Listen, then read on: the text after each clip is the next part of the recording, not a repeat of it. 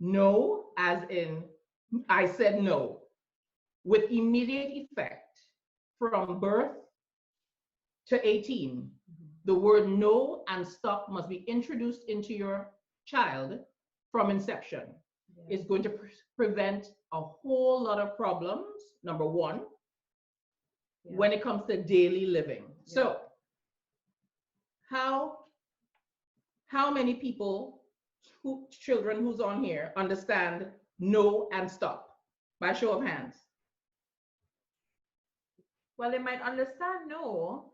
The question is, do they continue to push the boundaries after the no? Okay. You know? So that might really be the okay. The so trick. Right. So here's the thing. Yes, no and stop. No, you may not. I don't think so. I said to stop. I said to stop now. 1, no. 2, no. 3, no. We don't cross 3 no's. And they must understand that we using those words, it means that they're going to be terrible, terrible times for the world if they don't stop, or if they don't understand that. How many people tell their children no and the children still keep talking? I'm putting up my 2 hands. Candace, you guys all got that problem? Or they're not talking yet? Right. No, the reason that we're using simple, stupid, and I'm using that how simple I want to get it. This is not a big, complicated scientific story. This is back to basics. And one of the things we have to start practicing is understanding that when we speak to our children, that is it. I'm 48 years old, and for those of you who know my mom, Ian, Leanne, I'm sure, Jared, when my mother speaks to this day, you dare not answer. And I'm old, real old. You see what I'm saying? If you introduce those simple directions from early, you stand possibility of less complications later on. Any questions on no one stop? Great. Okay. Everybody now get to unmute their thing. Again, their unmute. Everybody's unmute. I want you to repeat after me as loud as you can. I am the boss. I am the boss. I am the boss. I am the boss. Excellent. Okay, get back on.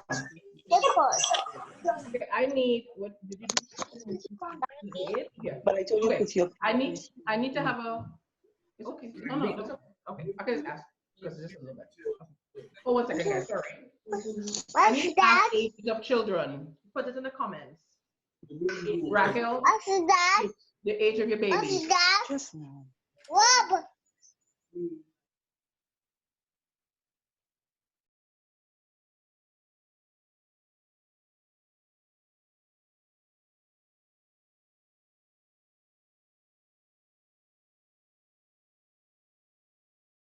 No, this will come to. Okay, I put my hand over the back. 5. Perfect. 14 and 7. Yes. Mine are 5 and 7. 3 and 15 months. Okay. 6 months.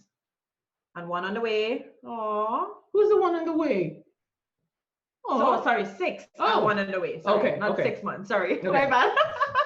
Is it 6 years or 6 months? 6 years. Okay. I read it as 6 months. Sorry. All right. 2 years. 2 years, 4 months. All right, great.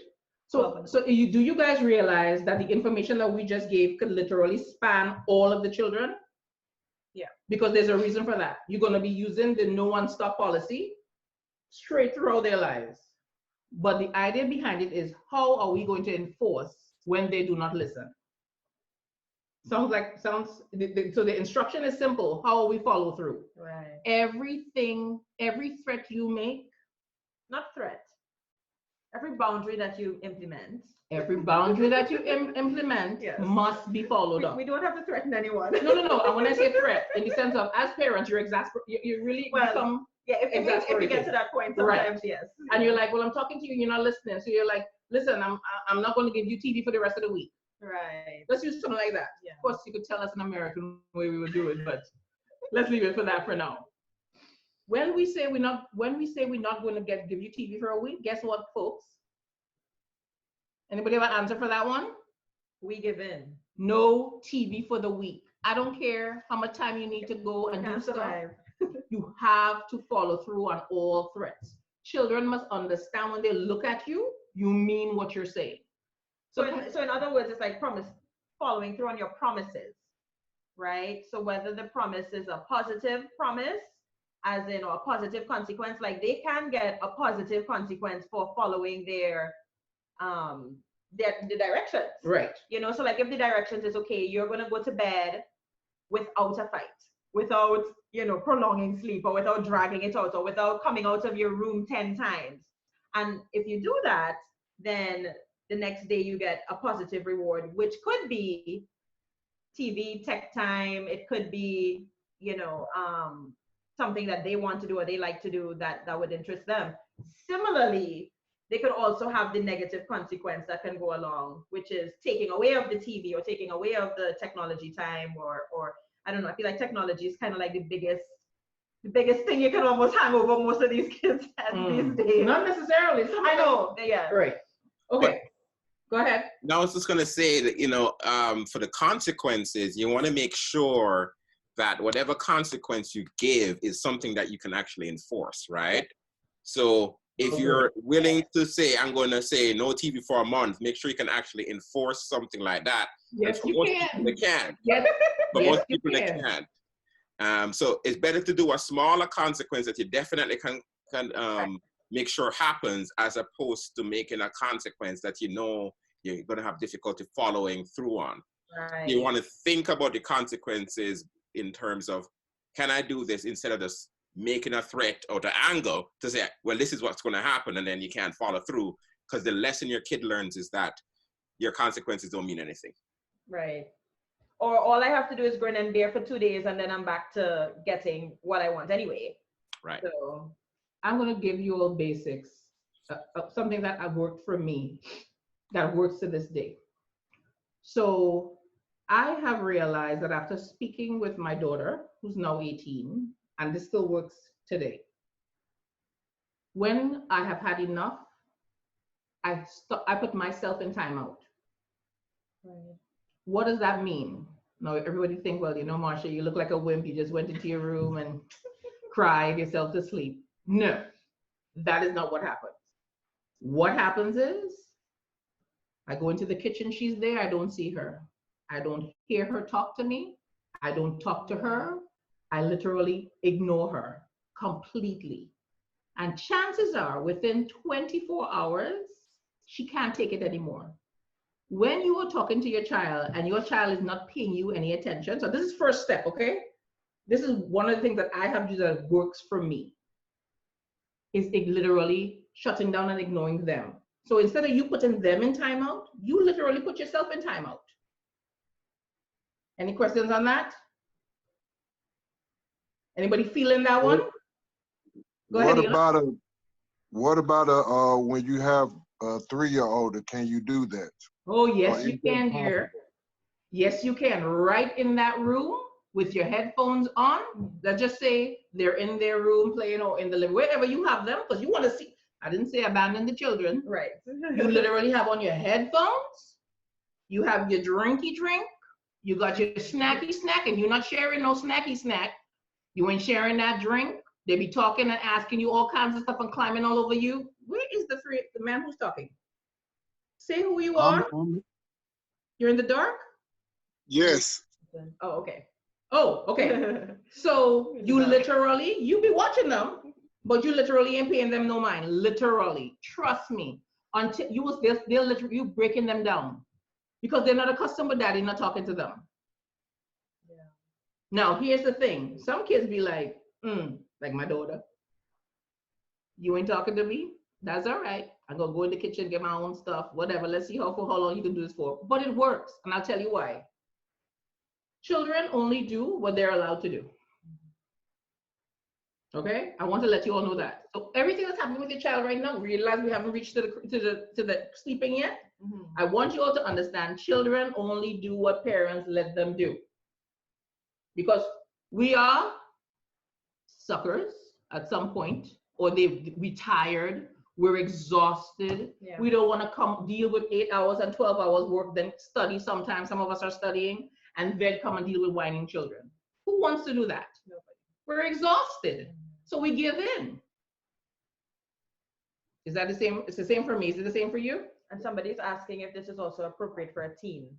Oh, yes. I have an 18-year-old. So here's the thing about teens. If I could go ahead and just sidebar just for the teen for a minute. Mhm. How old is your teen?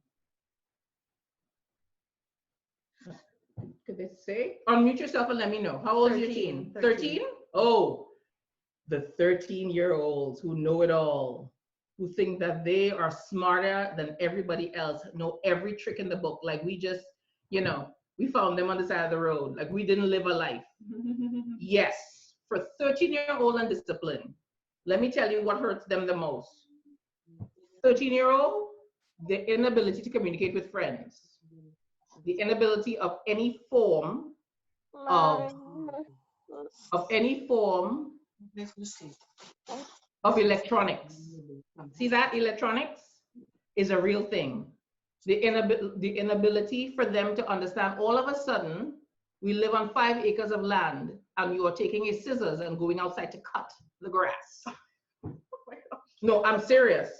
Because what has to happen is with children, because they're 13 years in, you got to reset them. Right? Now, notice I didn't say anything about be down and all that kind of crazy. You have to find ways to reset your child. Every child is different. We agree with that.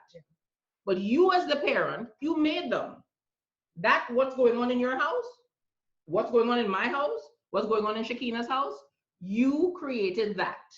That child is yours. So how do we pull back the reins for that 13-year-old? And I'm going to just briefly say that. Do what has to be done. Because let me tell you something about a 13-year-old. Society, based on who I'm seeing in here, society don't see a 13-year-old when they're out in the street. So for those in Trinidad, when Gary Griffith see our children in the street, they don't see Ian's beautiful 13-year-old who goes to church every Sunday. Okay? Or Leanne's son running out in the wherever they live. They don't see, because you're in Florida, Leanne. Mm-hmm. So when the cops pull by, they don't see, oh, he's a good boy from a good family. They just see a kid. And those consequences of not being able to follow no and stop at home transfer into the street. So what you are doing is want to make sure that you are creating a human for society to be able to fit in and be successful. That can't happen if we have indiscipline going on at home. And let me tell you something. Anytime your children are taking up more than 8 hours of your day while you have to discipline them, you have to do something differently. What do you mean 8 hours? So every time the child is up, from the time the child is up to the time the child goes back to bed, all you're doing is correcting this child. This child is always up to mischief. This child is always doing something. So all you're saying to them all day is stop, no, stop, no. If that is your language to your children all day, something is wrong. Any questions? So I can go on? All right. And feel free to post the comments or questions in the chat. Right. Okay. Here's the magic statement. You cannot fill the cup of love and attention at night if you don't fill it during the day. Y'all like that? So break that it was down. from me. Anybody understand that statement? Do I need to repeat it? Yes. You cannot fill the cup of love at night for your children if you don't fill it during the day. Who have an idea what that means? Wow. Ooh, that was a good one I put in there. Okay.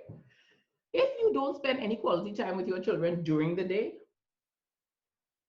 middle of the day, end of the day, you cannot spend the 3 hours trying to put children down after it's time for them to go to sleep. So the things that you do during the day must give your child an opportunity to know that you love them. Okay? So if it simply means, I was talking to Cara, I used this as an example. I was talking to Cara the other day, and she said to Jace and Alexis, let me get 5 minutes, and I'm gonna come outside and play with you for 5 minutes. For football, it was soccer, wasn't it? Soccer, me. Sure. Football, right, well, you guys know it's football. And literally, he understood, if I go outside and play, mom is coming. Give her 5 minutes, I'm coming. Here what has to happen. We need to stop having our children like we're in the office.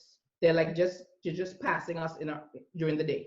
So you're feeding them, you're showering them, you're giving them the games to play, somebody watching TV for an hour, because we have so much things on our things to do list that the children have not gotten the opportunity to be spent time with. And then you say to me, but Marsha, you're not being real.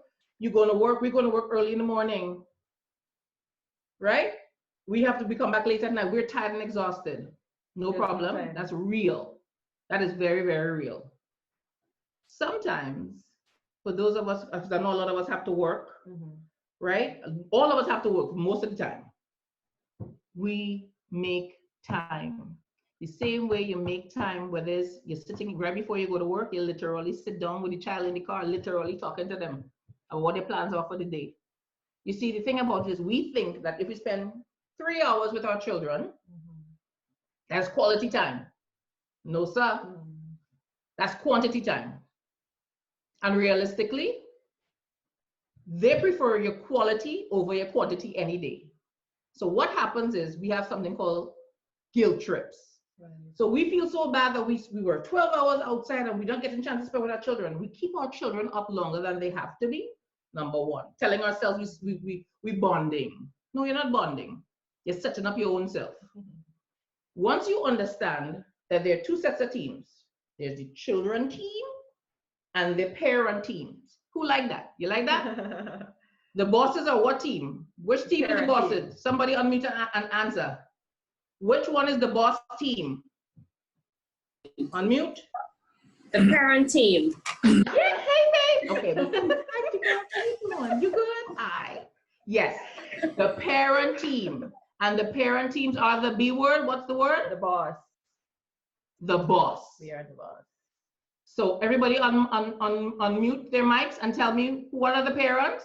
The boss. The The bosses. The boss. All right, we got it. But we're in charge. I like this boss crowd. We go to work. We pay the bills. We make the rules. Right. No, let me tell you about that team. Do we have any single mothers up in here? By hands, show of hands, any single moms? Excellent. All right, 2 people? Excellent. This information I'm about to give does not constitute you. I'm going to come to you, okay? Parents who have both parents. How many people it took? How many parents are in the house at night? Both. 2. Sometimes. 2. For the most part, or in this group, how much? We're not talking about single moms. Well, some people work shifts and late and, you know. Right. 2 of everybody at night in this group. Everybody together, correct? Most times. So how many people are responsible for sleep time? Both. Both. And if you're in a position where one person is working a shift or not at home, then you kind of fall into the single parent category. Well, listen to this part. That doesn't matter. Let me tell you why. Because we are sitting down, we're having a business meeting. Before all of this take place. You know, Deslin girl, you all right? Deslin clapping. We're going to have a business meeting, both parents. Yeah. So I know, let me use Timmy as an example. Timmy, your wife, she's on shift, correct? So she's in and out. Is she home at night? She's home every night. Excellent. Okay, Timmy, thank you. That's what we want from you. Thank you. Thank you, Timmy. Right. Leon, you and Richard home every night together at the same time? For the most part? For the most part, except when he's running crazy long days, and sometimes that runs into months. Right. And Candace, you guys are home at night together? Yes, we are. Yes, we are. All right. So here's the plan with you guys. Everybody, parents, whether you have a shift or not does not affect sleep time. Whether you have guests. What do you mean for the kids? Yes, for the kids. Right. This plan we're doing here has nothing to do with hospital. Somebody went to the hospital. Nana's from out of town. Your cousin's coming from out of town. When we're doing sleep training, they ain't no but visitors. Because we need to function with routine. All right. And the rules are this. If you cannot understand what rules we have home here. So I know in this house, those kids are down at 7:30. Yeah. Here, what's going on? All partying happens downstairs. Ain't nobody disrupting kids. Oh, we love them. Let's play with them. No, no. Oh, auntie's here from out of town. No, because when auntie gone, guess what?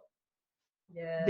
Parents gotta deal with this the destruction and far travel. If you know you're gonna be traveling far, you leave at night when those children have to go to bed. You put them in pajamas, put them in the car, you go to where you gotta go. There are very few exceptions to when sleep changes. Emergency means hospital. The child has a fever, we need to go to the emergency room. That is it. There's no other reason why your child is not down at a particular time that you all have agreed to and is designated. All right? Okay, so we now are going into the routine. You remember before they were children, how right before your husband came home, oh wait, no, single moms. Oh, yeah. Single moms. This, how many, Jennifer, would that be you? All right, baby. And some other, okay. That's one other person. Okay, single moms. These, you get a pass in certain things because you don't have a business meeting with anybody but yourself. Yeah. So you actually still have to have a business meeting. It's called in the bathroom, in the mirror. You are going into the bathroom and tell yourself these things. Yeah. We are about to do sleep training. I need to get my favorite drink, my favorite music. I need to get myself all psyched up. Okay? Jennifer, you with me? Because you are the who? Who are you? The boss. I'm the boss. No. Say it louder, girl. I'm the boss. Yes, ma'am. How old is your baby? She's 5. Oh, girl.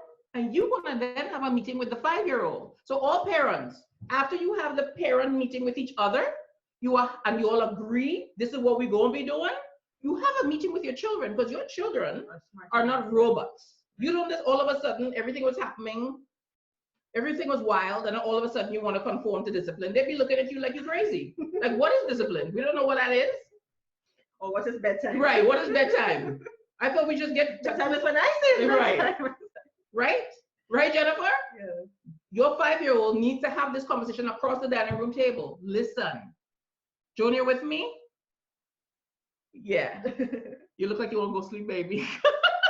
Right. So Jennifer, we all have to have meetings with our children because to this day in our house, we have meetings. We have business meetings where we the parents already discussed in the bedroom what we're going to be talking to the children about. Okay? Because what's not going to happen is your mother this, your mother let that happen, so let she handle it. Anybody know about that? Oh, sorry, I went Trini there. I went Trini there, guys. I'm so sorry. What we're not gonna do is blame the mother or the father. We're not gonna be having that back and forth. Right. All right. So we're doing routines. United front. I would like for you all to understand before we start into this. Time check. Give me a time check. 9. Right. Oh, perfect. One of the things I want you all to understand is your home is the temple. We're turning our house into a secret temple, a sacred temple. Anybody knows what I mean by that? Anybody have an idea? Unmute. Why are we turning our homes into a sacred temple? Nobody? Ah, I love this. They're like, what's she talking about? It's a mystery. So I need for us to understand that, let's just say our dinner time is, what time is dinner time at your house, Shakina? 6. 6? Yeah. Anybody else at 6 p.m. for dinner? Give me another time for dinner, people. I know with Trinidadians, it's like more like, 7:50. Okay, so let's work with the 6 p.m. Let's just say at our house, Eon is 7:30 p.m., Shakina is 6. Everybody, mommy, daddy, sister, brother, all electronics go down. Like off at 6 p.m. At dinner time. At right before dinner time. We have a time on the clock, 6 p.m. The reason for that is we're not just sleep training our children, we're sleep training parents. Now, what the parents do with their sleep time is on them. But what we're going to be doing is 4 or 5 of us, all of us going to be on sleep, on changing for sleep. Right. Mom, they need to see mom preparing the house literally for this sacred thing. That as well. So what is happening is while we're preparing the meal, whether we're preparing the meal, you're talking to your children. You're literally having a conversation. You know, things like, so how was your day today? What was the worst part of your day? What was the best part of your day? And you will tell them what was the worst part of your day. What is the best time of your day? Age appropriate, of course. Yeah, right? I would think. But the idea about that is you're filling the cup. So for those of us who are working, for those of us who don't have the opportunity to do it in the morning time, we're doing it in the evening. So the idea about this is you need to make a mental note is what did I do today to fill my child's cup? Because the idea about that is you do not want the first time in the day when you show them attention, they start to get panicky. You're like, oh my God, my dad is being nice to me. That means that we're about to go to bed. Right? That makes sense? Is that logical? During the day, you would have shown them some forms of attention. And it could be something as simple as sweeping up the driveway. Okay? Or going and pick flowers in the yard. It could be anything. But at that 6 p.m. time, you're winding them down. And the reason for that is you're winding yourself down because this is the first time you would realize, hey, my son needs a haircut. Or hey, your eye looks a little swollen. This is the first time you'll be literally seeing your children. You all need to start practicing seeing your children in the short period of time that nighttime comes. So the extreme left would be during the day, pockets, where there's 5 minutes, 15 minutes, where there's 30 minutes, where there's literally sitting down on the staircase. Sometimes I pass, and Jared, I'm sorry. Sometimes I pass, and Jared is talking to Jason on the staircase. Now, it sounds as though that's the only place they have to talk, but they could talk literally all over the neighborhood. But literally sitting and being present on the staircase. Now, to Jace, it's like, oh Lord, what does old man want? But he literally took time out of his day, and he is a busy person. And he sits with his son on a staircase. I was talking to Shakina. I think Shakina, you were doing karate during Zoom. And literally, she stopped talking with your friend and paid attention to what was going on. Because what happens is we are always walking around with these things. Even though we're in the presence with the child, we have these things in our hands. We're checking the emails and we're checking the messages, but we're not checking our children. And the only time we check our children literally is when, you realize you're seeing them, you're putting them down to sleep. Okay, so we covered all that. Dinner also is conversation. Okay. Baths need to happen in the end of the day. Yeah. Baths. And I'm not talking about only going to the bathroom and bathe. I'm talking about you going and sitting down on the toilet bowl and literally, on the toilet and watching them. For those who can shower themselves, you sit there and have a conversation with your kid while they're having a shower to make sure 2 things. They don't waste your water. Number 1, they don't drown in the bathtub. And number 3, the actual idea behind it is you are now still filling the cup. So it's a process. Is nobody trying to do the dinner dishes, nobody trying to put a load of laundry. We literally are stopping to do what we have to do when we're dealing with our children. The same way if your boss called, you would have put everybody away and focus on your boss or your job or the school. We need to be able to focus on our children. Right. After the bath, we're not just going to take the towel and rub them down. You know how we just do it? Just rub them down and send them away. No. It's a process. You're patching your kids dry and still talking to them. And trust me, the more you talk to kids, the more they're going to keep talking and talking and talking. After the bath, you give them, so a lot of people lotion their kids at night. Do we have people still doing that? Right. You're lotioning your kids. You're lotioning your kids lovingly, not this. Because we're always in a hurry. We need to take our time, watch their fingers. You need to get a manicure. You're watching the air, you're rubbing them down, because the idea about it is physical contact. Any form of physical contact, children appreciate. Right. Time for the bed. Don't tell your children, go get a book, and then it's from Dr. Seuss, and boom, all right, time for bed. No. Part of the setting aside time with children is literally reading the book. And for those who are big enough, let them read the book to you. What does that do? Timmy, you got big kids. Do they read yet? They do? Let the kids read you the book because they don't want to just do because you read in the book. They want the longest book possible to extend the time and prolong the time. No, you let them read. And if they read for more than 10 minutes in your mind, because they keep in time, guess what you do? You say, okay, so close the book now and let's talk. Because two things need to happen when you talk. You're still going to talk. You want to talk because you want to see your child's face. I want to say something that's going to be really scary, but I'm going to say it because it's a fact.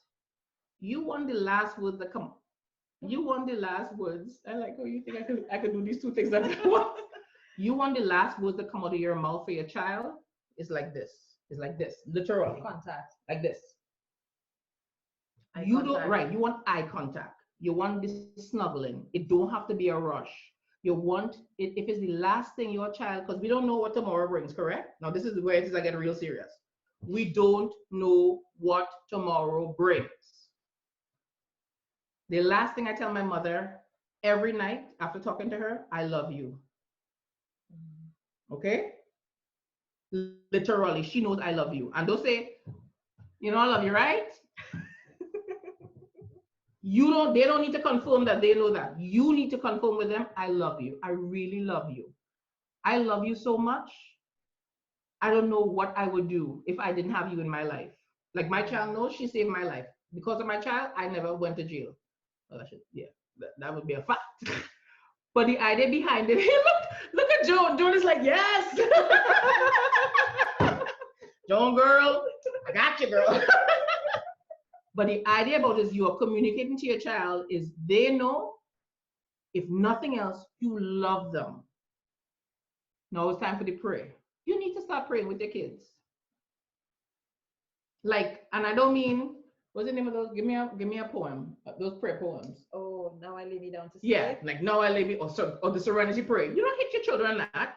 You serenity prayer, grant me the.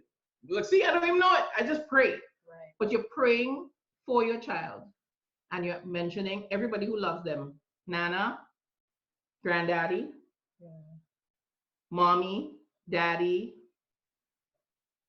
the dog, the cat. Because at the end of the night, no matter what happens to you, they are now enveloped and snuggled in the bed. When you tuck them in that bed, they're in. Any questions?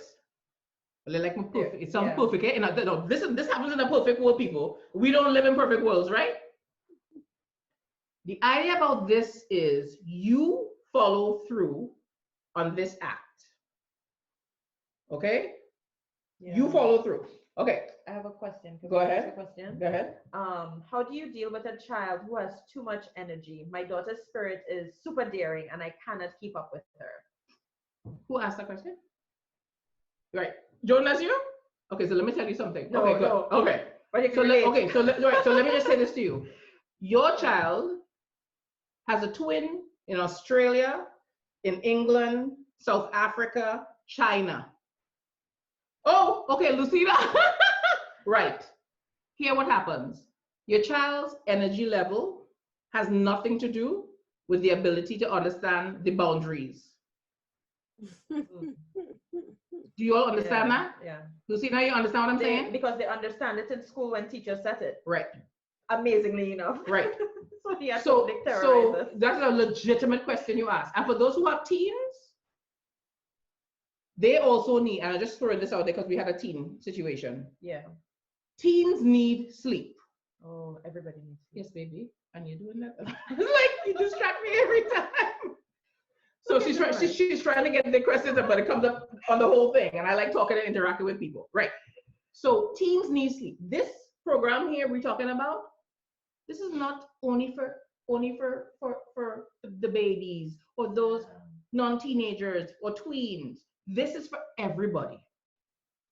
Okay, because remember we were going with, we have boundaries, we're going to do routines, right? Day nap time, for those who have children with day nap time, restrict it.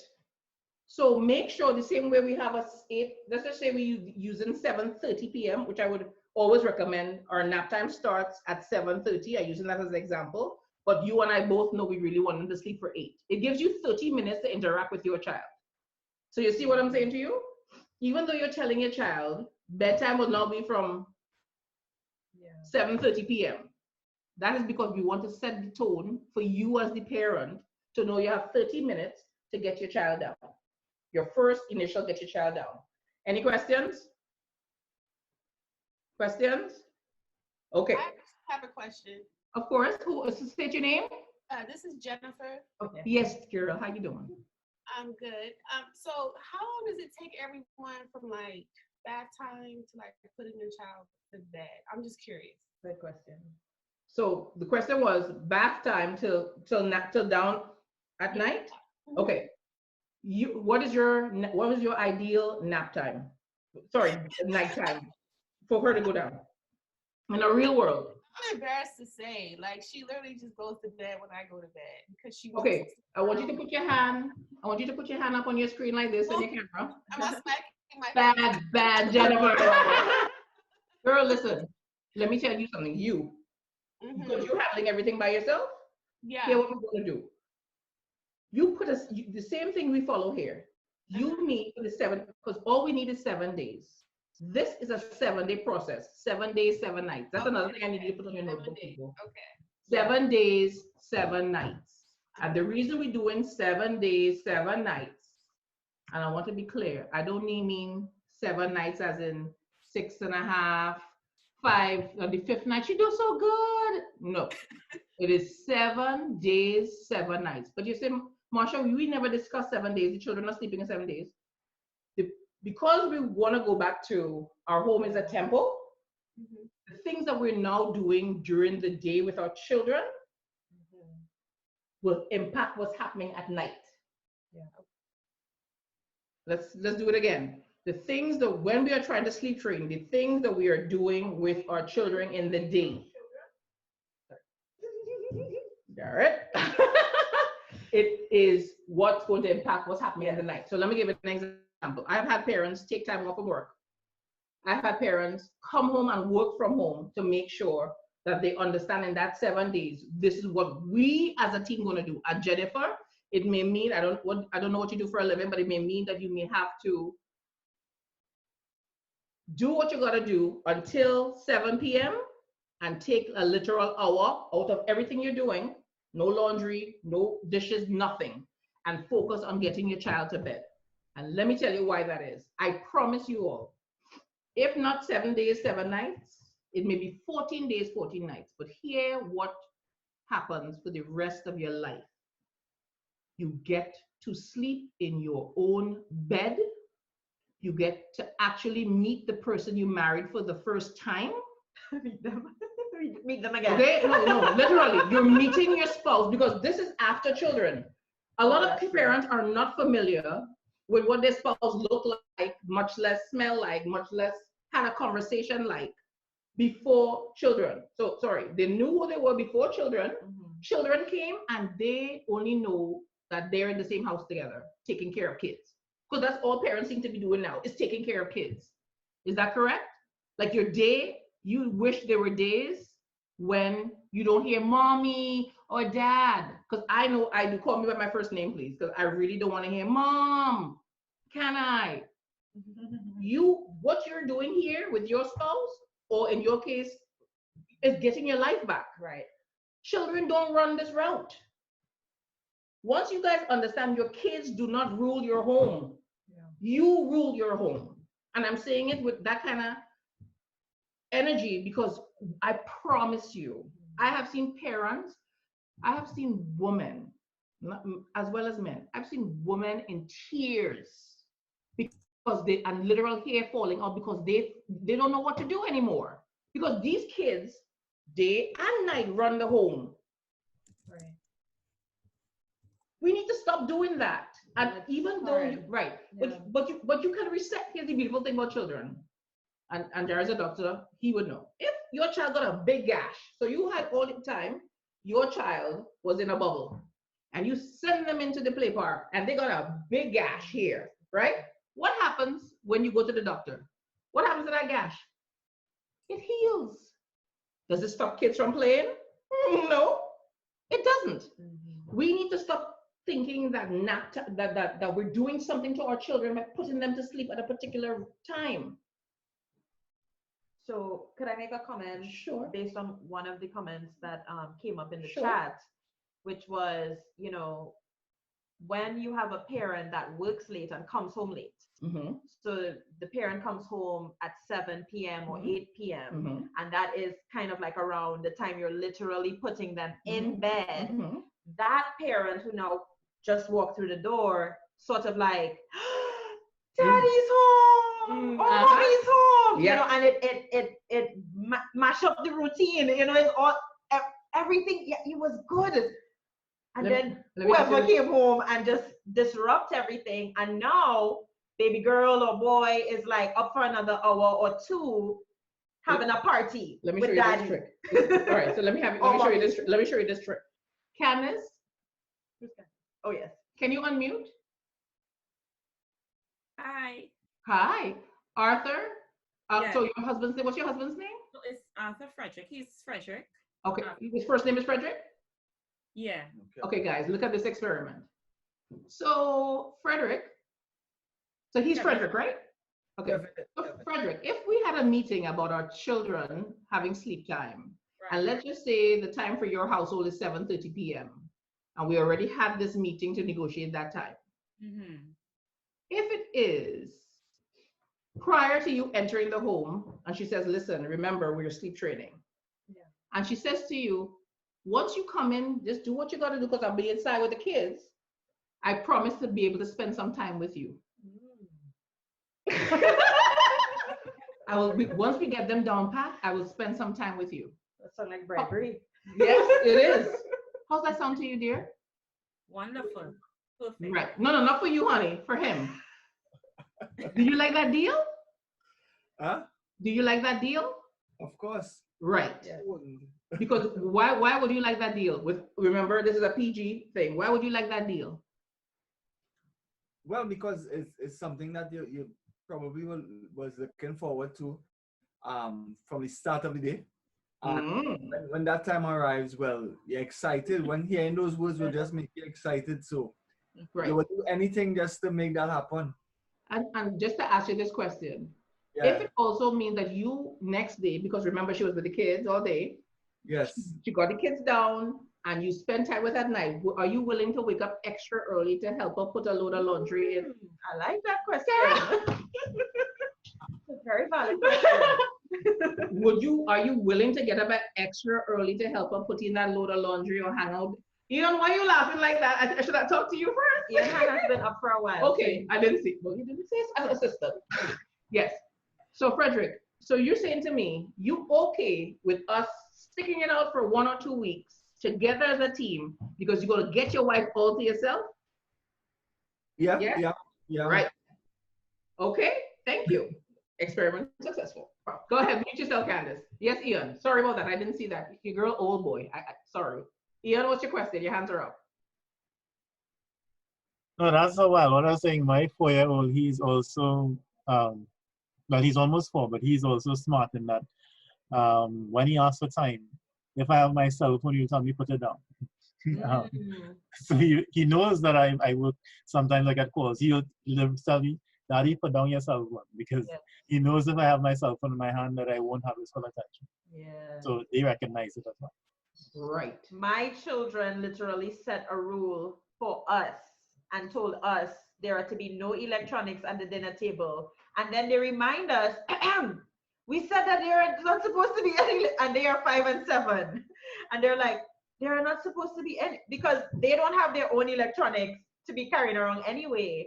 But we are always either in front of a laptop or in front of a phone, like all the time, you know? So you're right. Like they know the difference between attention versus your undivided attention, you know, because we could just be distracted and kind of giving them a halfway attention because we're trying to read work or we're trying to respond to some important email or something, but they're there in the background, especially these days with a lot of people at home, versus like when they literally have an undivided attention.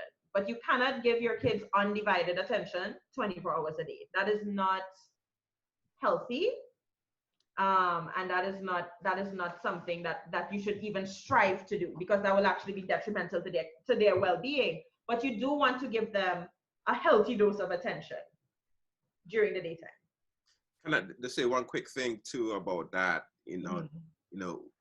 I think it's so important, the idea of quality time with your kids, because our kids take something out of us, right? So spending time with your kids and pouring into them takes things out of us emotionally.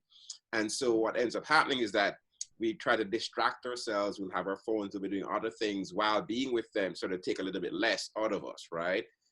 Then that's why it's important to have a quality time, whereas there's a short amount of time, whatever that is, half an hour a day, where you spend with your kids, and they have your undivided attention. So you can then send them to bed early, so then you can restore yourself, and then you're Right. prepared to be with them again in a quality way the next day. But if you spend 3-4 hours, Repeat that last part. no, I said that basically you have to spend that quality time, even if it's a short amount of time, with your kids. And then when you do that, they get it, they feel it, they know it, they feel like dad or mom cares about them. You send them to bed early so that you can get your me time, your downtime, your reconnect with your spouse time, so that the next day now you are able to give them the quality time again. But if you're just spending time with them late, but not giving them quality time, they will know it and they won't feel appreciated. They won't feel your love. And at the same time, you're still burning the candle on both ends. So you're helping everybody by spending quality time that is going to be time limited, so you can get them to bed on time. Right. And I think that was to Marsha's point of making your bedtime routine, especially quality time, so that we're not distracted. Like the parents are not distracted as we're winding down. So as we're cooking dinner and preparing dinner, we're still like engaging in a way that is meaningful, because the electronics are off. Correct. From 6 p.m. And there was one quick question that just and I see your hand, Judy. But there was one question that said, how do you follow this plan when when both parties are not cohesive unit? Okay. So that you gave an example with Frederick, where they were a cohesive unit, but what if you're not? Okay. So I want. And then Judy. Okay. So let's do this. How important? Okay. So if I may ask, who asked that question? And I'll tell you why I asked that question. Ruth. Ruth? Girl, I can't. Girl, say something, Ruth. Ruth? Okay, baby. Yes. Ruth, wait. Right. Okay, Ruth. Her husband. Okay, her husband. Okay. If I may ask, and there's a reason for this too, who is not in agreement with the sleep time? The wife. Okay. So here's what I Which have. is not uncommon. Yeah, you're right. You're right. Yeah, it's not a situation that is like unique to Mr. Robinson. So here's what you have to correct, sir. It has nothing, that situation has nothing to do with the child. It has to do with your communication and your team. You need to fix your team first. Because what we're talking about here is not for you all from tomorrow morning to start doing this, You all need to have some real heart-to-heart conversations as a couple. Of how can I best help you? So I would admit too that the first part of our relationship and our son, I didn't spend a lot of time with him. And I see the importance of spending time with him now. How old is he? He's 3, and we have a 3-month and a 4-month, 3-year and a 4-month-old. Okay. And at first she was spending more time with him than I was, and now I spend a little bit more time than I did. So when you were certain things that you were saying, it was helping. But now it's kind of, I have things that I have to, I'm one that be on my phone a lot, and I have to learn how to not do that. And that's why I wanted to ask that question. Okay, so here's the question I have to ask. Is the 3-year-old having difficulty going down to sleep?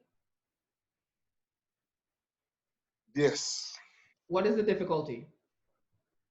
Well, it's when he's with me, he goes to sleep pretty fine. But when he's with both of us, then he acts his age. Okay. So is it possible for you? So remember I said the situation, you and your wife need to work on that situation.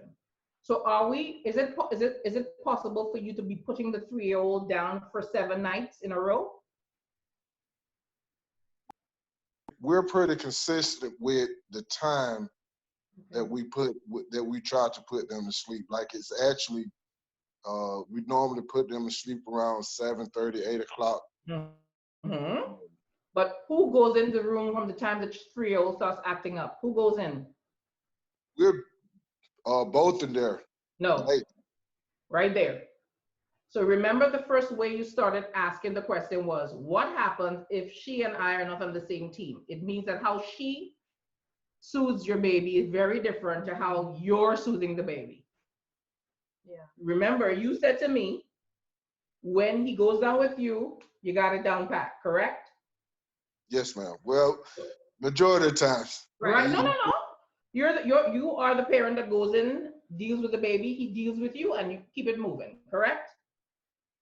You are that parent. Now here's the thing. The 3-month-old, because right now I'm assuming feeding, napping, so they're not an issue right now for sleeping. The 3-year-old? No, the baby, the 4-month. You got a 4-month-old, right? You Yes. said? Right. So right now the 4-month-old is not an issue. Let me say something to you about children born with chips in their brain. If you don't get that 3-year-old intact, your 4-month-old is going to follow suit. You're going to have a life of chaos. If you don't get the situation with your 3-year-old down pat, okay, 4-month-old is going to follow. Right. An example of that would be, I have a 20-year-old who is now, as an adult, don't go to bed early, as a 20-year-old. My daughter, who is 18, have been 12 hours all her life.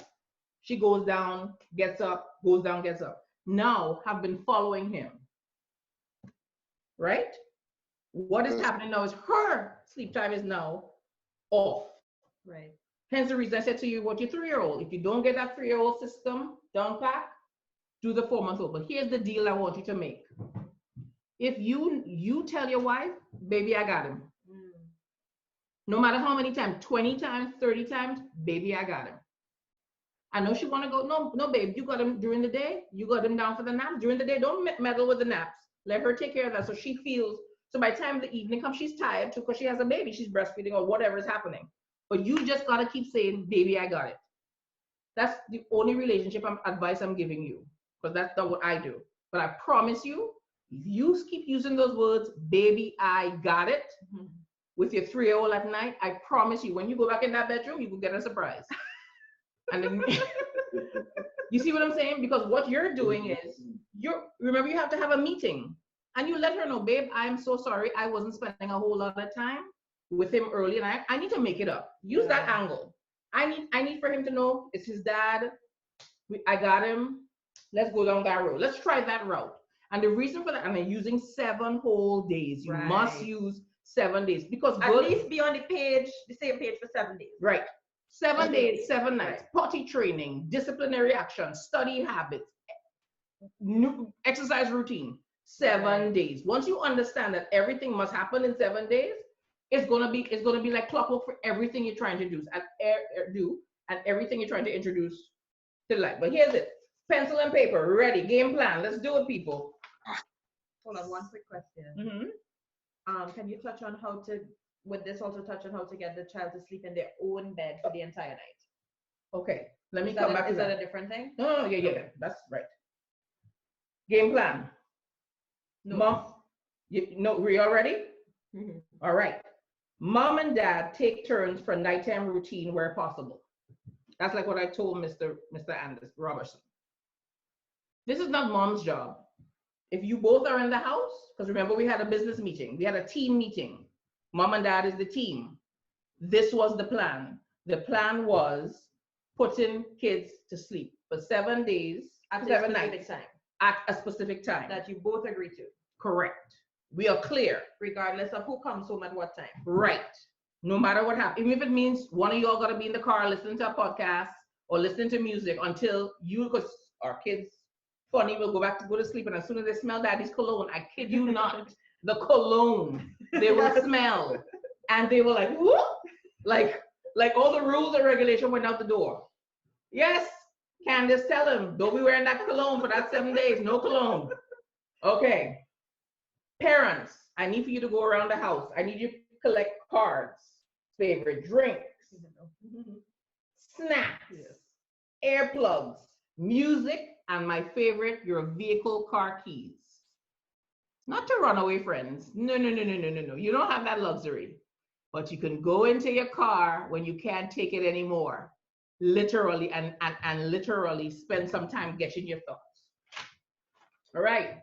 At night, when you call your significant other is in the room getting the kids ready, you're in the room, you're in the party room. And I say party room only so you understand. When you go to your master bedroom, you literally are putting the drinks, the music, everything I just called out, you're putting that in your room. Because here, what's not going to happen? You're not going to the bathroom.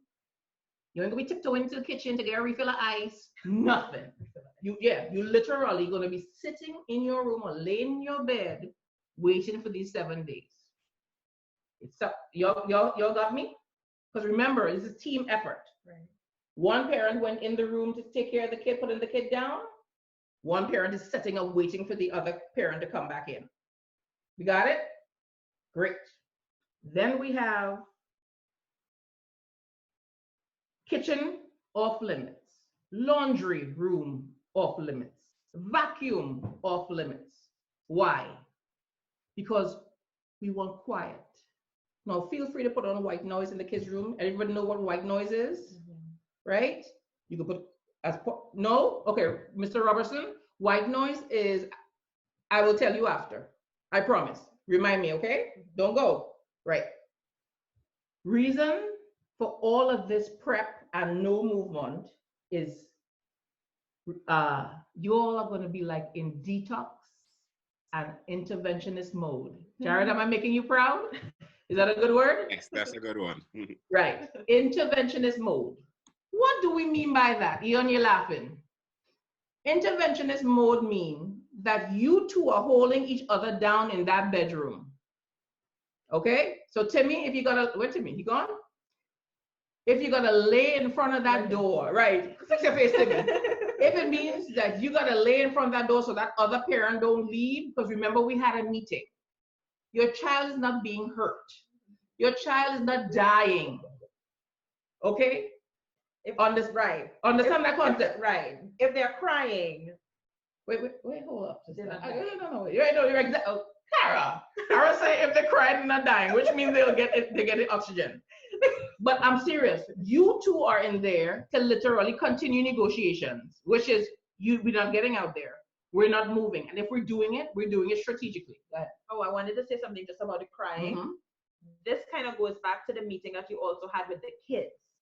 So remember you had the first meeting, husband and wife, parents had the first meeting together where we are going to agree. We're going to agree the date that we're going to start the 7 days, the time that we're going to do bedtime and dinner and everything like that, and then the time that they should be in bed, and we step back. But the kids are also in on it. So it's not like a surprise where we're just like, surprise! Right. Everybody gets a 6 p.m. bedtime. Right. You know, it's not like we're going to like catch them off guard. We're going to say, okay, you are big enough, big girl, big boy, you can be in your own room without mommy and daddy having to sleep with you or sleep next to you or do any of those, especially for older kids, like 4 and up, you would say? No, you can have that conversation. No, to have that at 3. You could have it at 3. So where they can like really understand, and especially like younger kids, you can even start implementing rewards and stuff.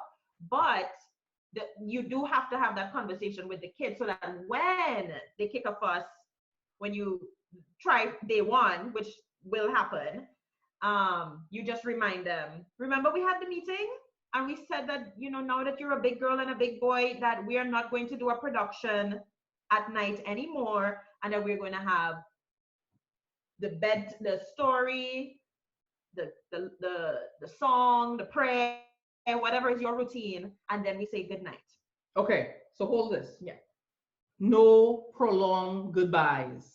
So you see, no long extra storybooks. My children like to bring 3 stories, and I'm like, no.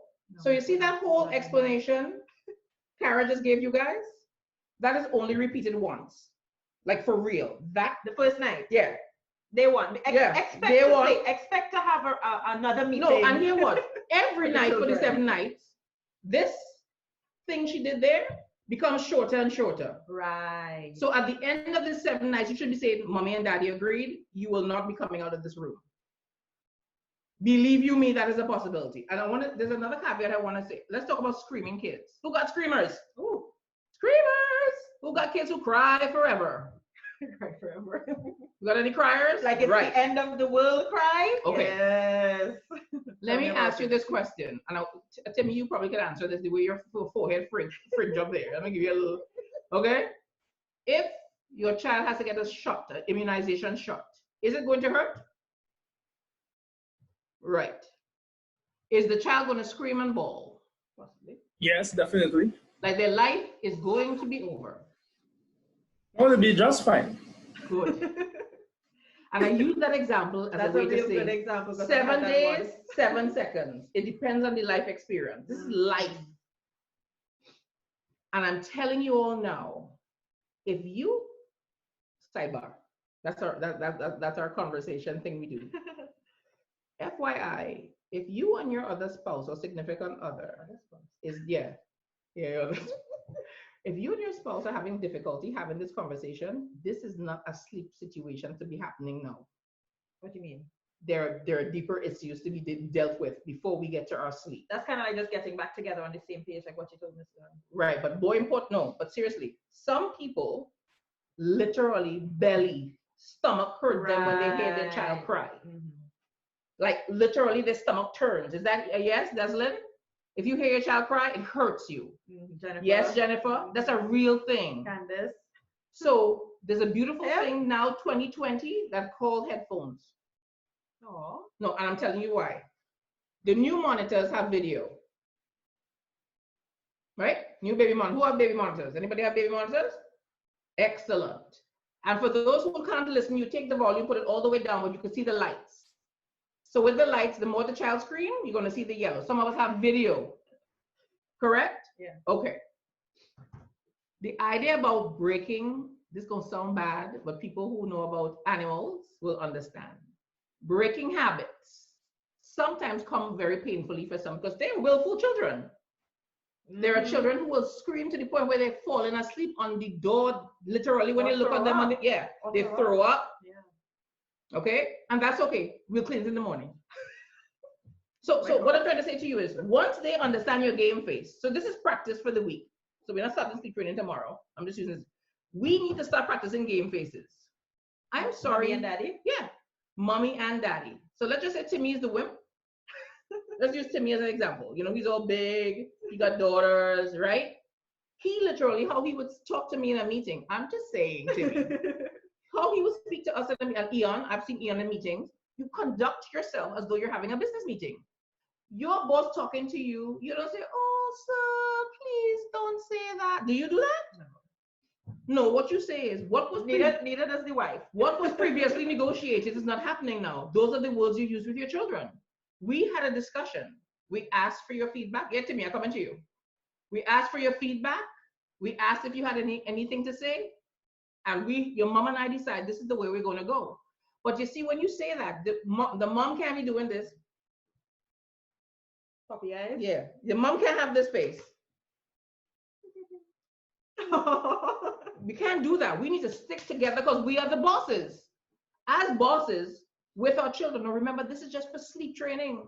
I'm not asking you to be a disruptive parent who going around saying, no, stop, beating them up. That's not what we say. We're talking about sleep training. Will do. Go ahead, let me take Timmy first, and then I'll take you, Shakina. So yeah. So what I'm trying to, what is that? No, she wanted to talk about this. Right. We need to be a team as parents, and as you too for single parents. You have that game face on. Now your belly is hurting you. I agree. But guess what? Children sense if you're not centered. Yeah. Please understand, children sense weakness. When the parents are not. Children sense when you're Connected. sad. Children sense when you're not sure about these decisions that you're making. Children sense what is happening. Yeah. So if you all haven't come to a firm belief that, listen, baby, here are what the options are. And let me just give you the worst case scenarios. If you don't get this right, 3 conversations will be happening.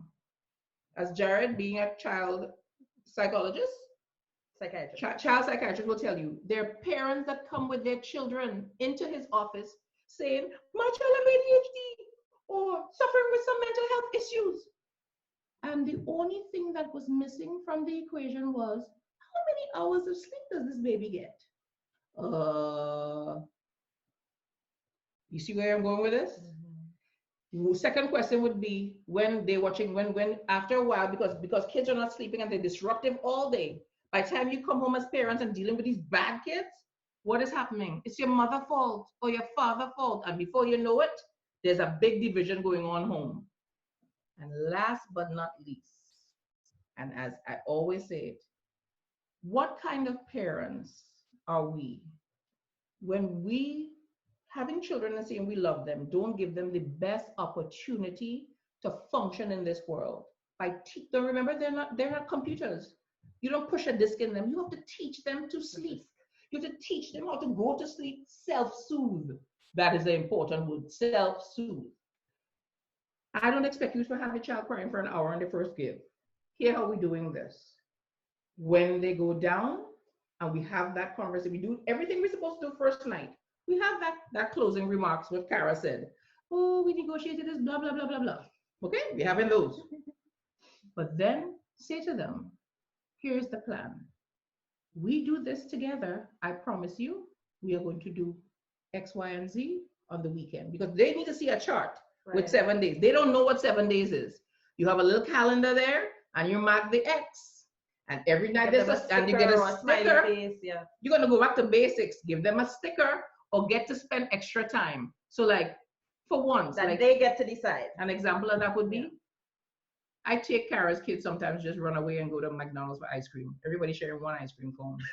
I know I shouldn't say that now, but hey, I just say the idea behind this, I believe in discipline, but I also believe in spoiling and loving up kids. Right. You see what I'm saying? We have to remember that. Because during the day, guess what? They know they move left with me, I correct them immediately, whether Jared or Kara is in front of them. But guess what? When I come, they're excited. You know why? Because they're going to do everything that's unorthodox. Play in water, play in the middle of traffic. All right, I shouldn't say that either. But the idea behind it is kids mustn't just look at you and be fearful. But they understand when it comes to nighttime, they understand the boundaries. This is what's going to be playing off here. Question to me and Shakina. All right, pleasant good night. All right. 3 children, ages 10, 8, and 6. Mm-hmm. And they have problems, even at that age, going to sleep on their own. Mm-hmm. 95% of the time, I sleep alone in my bed. Mm-hmm. Right? And the reason for that is because they cannot sleep without their mother in the room. Mm-hmm. I've taken them, I have had meetings with them. Mm-hmm. Listen, this cannot persist. All right? You are fed. There's no emergency. Everything is fine. Right? Before I sent them to bed, I said, listen, okay, you had your dinner, you brush your teeth and everything. We read a Bible story, we say prayers, and we try to put them down. Okay? They try to find, like Carol was saying, try to find every single excuse to prolong everything. I need to drink water. I need cricks. I need to go to the bathroom. All these different excuses, right? So I let them use the bathroom and all that. I say, okay, you find. Thank you for that. Right? Let me use the bathroom. We really thank you and appreciate you for that. No problem. Yeah, because I have to clean the bed in the morning, right? Exactly. But nonetheless, they go to their bed. And the thing is, sometimes when they're put to sleep, they never sleep the whole night. So they keep getting up during the night, and then they want mommy even if I get up and they cry and they want mommy at that stage. So what happens is that Melissa puts them to bed, right? And she comes back to the master bedroom. Somewhere between 2 and 3 in the morning, they get up and one in particular gets up and he comes out, all right? He knocks on the door or goes through as he sees fit. And arrest my wife and take her back to the room with him. Right? So I'm trying to break that cycle. I've tell them, listen, you're older now, you're 10, you're 8, and you're 6. Mommy cannot be staying in the room, lying down and sleeping with you every single night. That is not healthy, right? Melissa's here. I don't know if she would like to shed some light on that situation. Hi. One point to clarify is that I'm really the one who puts them to sleep. Right? Not Tim, really. Tim would come if they're disruptive and they're not staying in their room. Right. But I'm the one who initiates the bedtime. Right? So when we go in, well, firstly, Aidan, the last one, the 6-year-old, he does not like to sleep in his own room. Whatever, scared, whatever, no matter if you want to put the light on, he's not comfortable. And I think it's also because he sees that the girls are sleeping together in their room and he's alone in his room and he does not like that, right? So there's that disruption. So what I had to do, or what I did, I shouldn't say had to, what I did was I used to lie down with him to put him to sleep, right? Do the routine, talk to him, we say a prayer, whatever, and lie down there until he's asleep. And get up and creep into my bed, right? Then sometimes Aidan would sleep with the girls because it become a problem. He's not staying in there. Staying in that room. So it's like, okay, fine. So of course in the girls' room, and with the girls, with everyone there, Amaya does the Bible reading, right? Because they have a Bible book for children, so a daily reading, right? So she would do it, and then I would have to lie down there. I can't leave because I would attempt to leave after doing all the prayer, the reading, and so forth, and leave, and they'd be like, "Mommy, no, don't leave, lie down with us. We can't sleep." Okay, so I lie down there, and of course I would fall asleep. I would admit I'll fall asleep, and then sometimes through the night I'll wake up and like, okay, and go in my bed. So that's that problem. When Tim says, okay, enough is enough, time, we need to stop this nonsense, break this this cycle. It's like, okay, so I do the routine, right, and then leave. And we'll be hearing them carrying on all sorts of conversations. Oh, and by the way, Cara, that's the same monitor that you bought for me, eh? Oh, wow. That was since Maya was, Yeah, so they'll be carrying on all kinds so of we hear conversations and stuff. And they're not sleeping. They're not sleeping. The lights are off, all television off, everything is off. I have something to tell you. Yeah. No, I need to shift this one. This one. Aidan sound like somebody I know called Timmy, but that's another conversation for another night. That's how old I am, people. Here's what teams. You have a team of 4. You want your wife, is that correct? Is that the extreme here going on? We have a team of 4 children or 3 children? 3 children, and we have a team of parents. And if I had to choose on children falling asleep, all 3, and being with my wife, what would you choose, Timmy? I don't know what that means. The people not keen. What does that mean? Wait, Cara, sorry, I need to see Timmy. At this one, I need to see him. I'm a boy. Okay, Timmy, what you prefer? Sorry. What you prefer? I want to be with my wife. Okay, good. Of course. Yes. Right answer. So so because families are all different, your son is scared. Yes, but yes. It's a real thing. Fear. No. Let's one of the things you have to give children is the benefit of the doubt. Yes. All right. We're doing experiments with children. You are saying to me that your son will go in your girl's room to sleep. Is that what you're saying to me? They'll keep you fine there, and all they're doing in their room is talking. Is that correct? Yes, a lot of times Right. they But take this lights and they're talking. You see lights switch on, out and see the lights under the door. Yeah. Okay, so here's what I want to tell you. I would choose for you as my family. I will tell you this. I've given you this, what I will tell everybody here. Sorry, baby, go back now. No, you can have it back. Right. Let us choose what battle we're going to fight. Okay. I want my wife in my bed. Ada, right now, I think last night before, Alexis informed Cara they're having a sleepover. But they still went to bed at 7:30. Now, whether they're talking or they're interacting, two things ain't happening in this house. You dare not come out that door unless it is burning, you see flames. See what I'm saying to you? True, So yeah. you're saying to me, you prefer, so this is the battle we're going to do with the first 7 days.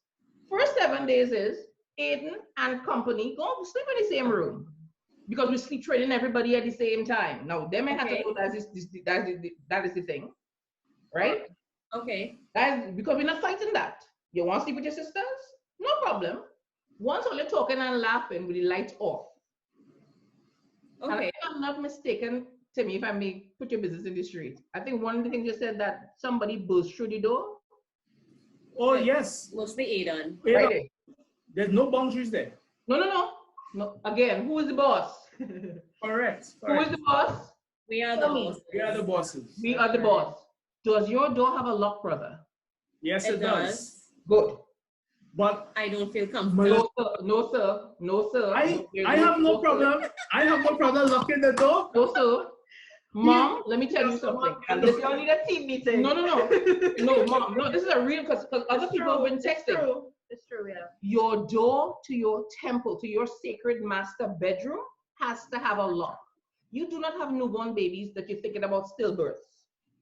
You have children who speak and who are together as a team in their room. Right.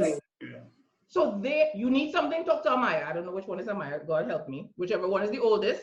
Amaya. You all are not allowed to come out. The rule is simple. You got to do step by step with your 3. Because we've never done this before. But here what we're doing. Mommy is no longer putting children to bed to me. Your wife will be going and taking a shower. Right. Putting on some music with the card. No, I'm serious. And chilling while you, daddy, not correcting them. You're coming in to wind down the evening. Yeah. Nicely. So you are not looked on. New rules and regulations in this house. Because right now, it's known as though you're the bad guy, mom is the good guy. So I want to spend time snuggling with my mommy because there's a bad dragon in the master bedroom. But once they understand we parents are on the same team and they're both bad dragons, where do you think they want to be? In team room. If mom and dad are not responding unison with that door lock the door. And mom, let me tell you something. As you know, I know about crime, bandits, bad things can happen, the place could burn down. But here what? You're only locking it. Right. You're locking it with your baby monitor is still on. Baby monitor is on. Yeah. And here what? You and I both know Nest Cam, because you could put a Nest Cam in your child's room. They don't have to know, but it's in there. So let them talk themselves to sleep because eventually they'll stop talking. Because the idea is you are getting them geographically located in your house.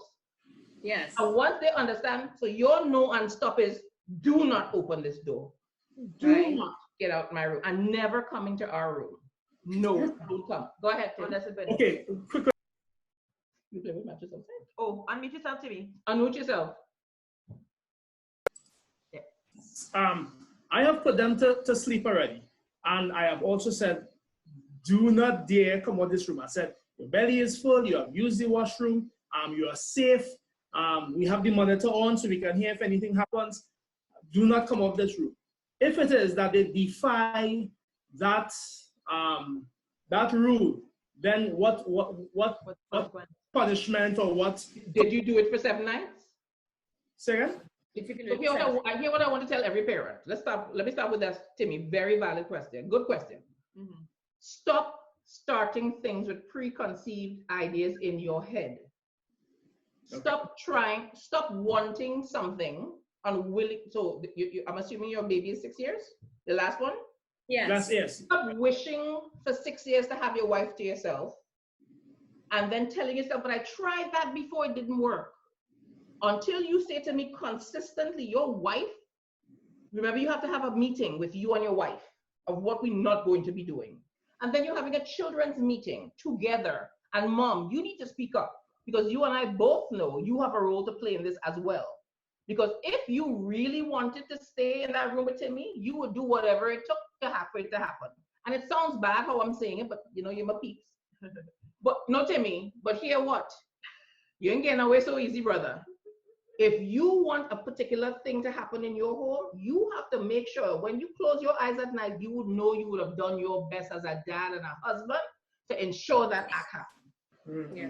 You see what I'm saying? So don't put it on the mother. And as much as you try to say, I tried this and tried that.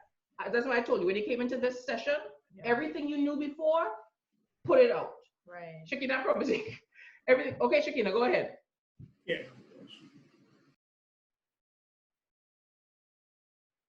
Jada Lee has been waiting for a while to ask a question. Okay, go ahead. Jada? Jada Lee. I have several issues. Go ahead. My baby is 22 months. Almost 2 in June. About a month now, I put her in her own room so that she can get used to being in her own room. Because I mean, initially it was like no. Initially it was I was very paranoid. I mean, I'm probably still paranoid, but initially I was very paranoid about having her in her own room. So I decided to do that. From she's been born, Mama? 3 times. Papa? Since I put her in her own room, she slept all night. Papa? I'm still nursing her. It was always a thing that I wanted to nurse until she's 24 months. To be honest, I'm really tired of it. And I don't know how to get her off because this thing clearly is sweet for her. Yeah. Right. So my friends keep saying to me that I need to allow her to cry it out, but that makes me feel so guilty, right? And I'd still go pick her up, but she doesn't take the pacifier. So I think she uses my boobs as pacifier, right? So, I mean, when I hear her start crying, I feel so guilty, so I'd go and pick her up, you know, let her comfort herself, she'll fall back asleep. And stuff like that. Eventually, I found out too late that I should have never allowed her to fall asleep on my breast from day one. You know, so I'm actually paying for that. These days, I've been so tired. I feel like a truck has run over my body. That's how I've been feeling. And it's a 2-family household because my husband is here too. But the issue is that he's working in the evenings also. He works in the mornings and then goes to his evening job. So when he gets home, he's extremely tired. And once he hits the sofa, all you're going to hear is him knocked out cold.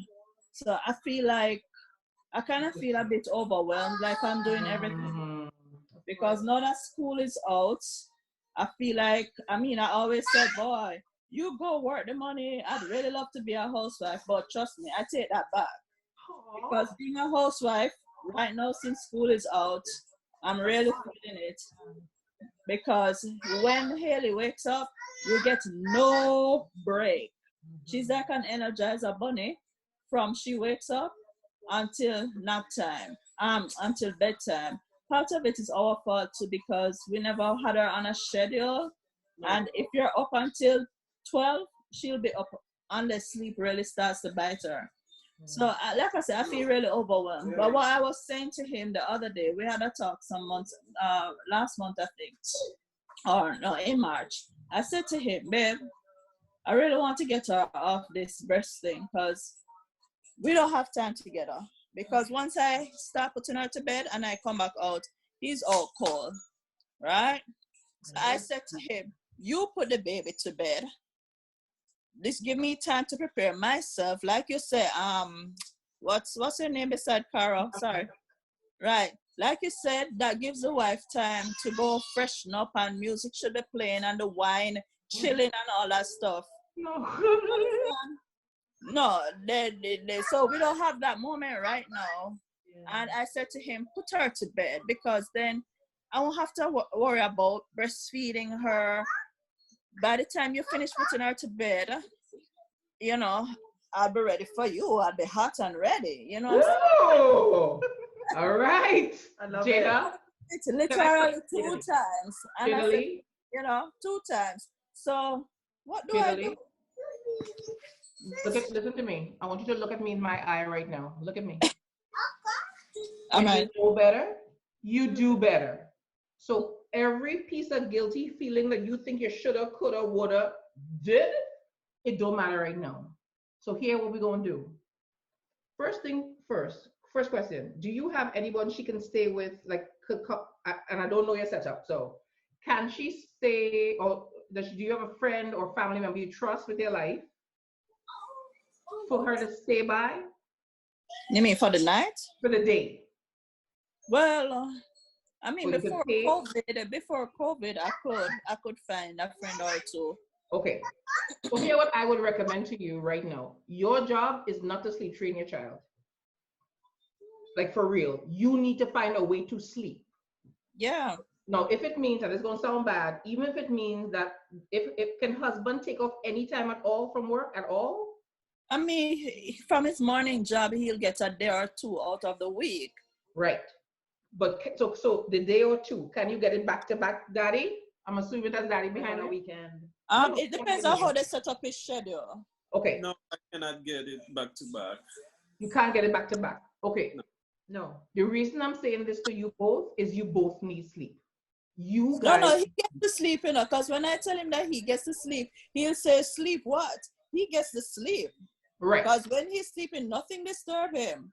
Right. So when I tell him that he gets to sleep, he doesn't believe me. He thinks I'm just probably being miserable or something, but he gets his sleep. Okay, but Jada Lee, and like I try to empathize with him because he has 2 jobs, but I have more than 2 jobs. No, Jada. Hold on, guys. Listen first. I want you to listen. This is sleep training for the babies.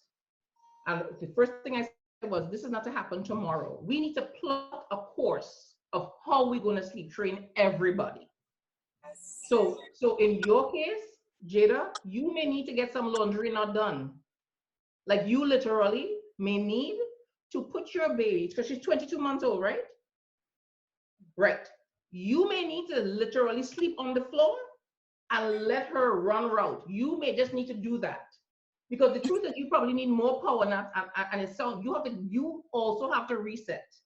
And the reason I'm telling you that is, yeah, you're not the first and the last person to do breastfeeding for 22 months old. Now that we know you want to don't do it anymore, we're gonna fix that. You're not the first person who literally had the baby not sleeping in the room. My first rule of thumb to new parents is never, ever put your children in your bedroom. Never, ever.